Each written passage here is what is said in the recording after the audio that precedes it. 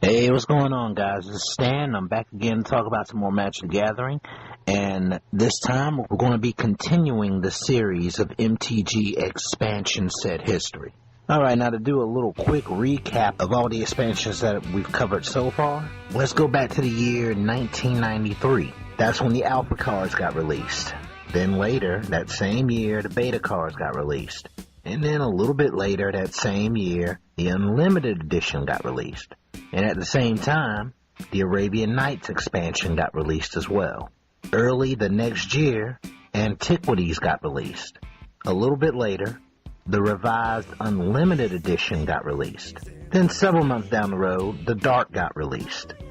Now we're going to pick up about 3 months after the Dark got released. And this basically tells you where we are right now. The next expansion to get released is Fallen Empires. Now back in like November of 1994, Fallen Empires got released.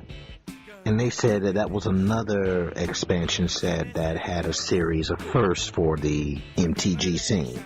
That's true, but I have to say that this is probably my least favorite expansion, at first anyway.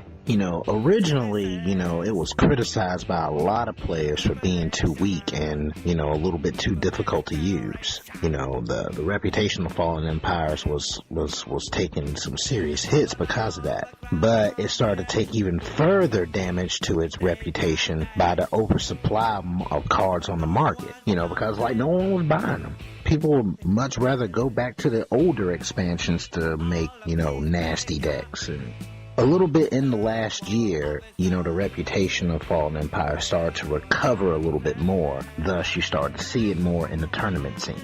Well, speaking a little bit more about what the Fallen Empires expansion set brought new to the table, is that it brought a new kind of mechanic to creature generation.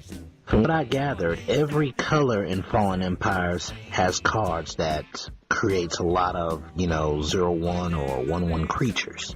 A lot of creatures were used like that to make what I like to call weenie horde decks, where you can use to completely overwhelm your opponent by just swamping him with a bunch of tokens. Also, Fallen Empires brought new to the table these cards that were dubbed as saboteurs, which, these creatures can attack and do something other than damage to an opponent, if not block. Case in point, you got the Mind Stab Thrall and you got the Feral Zealots. As you noticed, a lot of the thralls were sacrificial lambs to either boost the ability of other creatures you have or as mana sources. I've heard some people say that the Fallen Empires expansion set was the token-intensive MTG set, which, if you think about it, it was. Now, this has been done before, but another thing about the Fallen Empires expansion set was that it had multiple artwork for various cards, not just lands. I mean, like the creatures, too. They all did the same thing, just had different art, by different artists.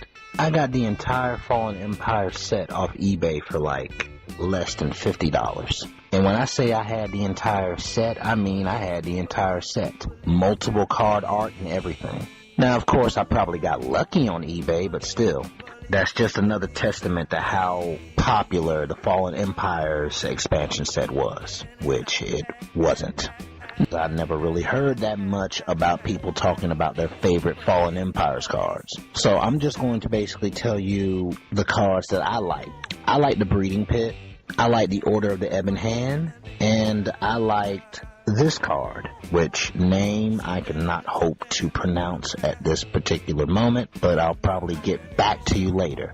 The Order of the Ebon Hand and their counterparts, they were like Black Knights or White Knights that were plumpable. This card was a great addition to anybody who was playing either black or white. A lot of people like the Hymn of Turanj. That's probably like the one card out of the entire Fallen Empires expansion set that a lot of people liked. People loved it because, it basically forced you to discard 2 cards at random. The Hymn of Turanj could easily shut down your early game.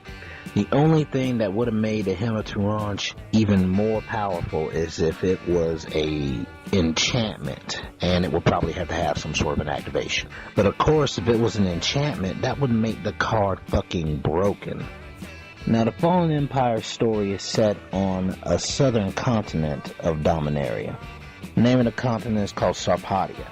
Now, in the era after the Antiquities War, food supplies started to dwindle. The Ice Age was starting to set in. Now, the empires on Sarpadia were dealing with, assaults coming from the outside and uprising on the inside. There was a lot of civilizations, and they were all crumbling.